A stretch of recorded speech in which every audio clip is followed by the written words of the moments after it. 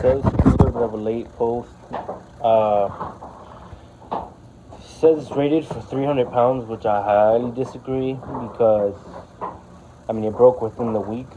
I'm about 160 pounds, and I haven't ever got on it aggressively or anything of that sort. You know, I kind of just went to get up on it one day, and it snapped. And within the week, the video is quite a bit late.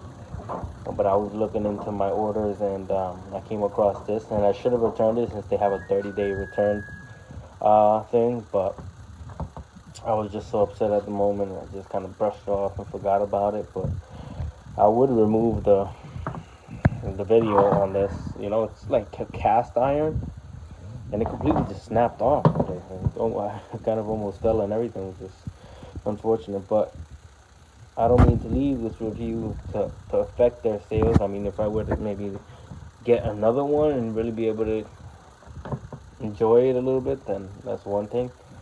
But till then, I don't think this product is great to buy.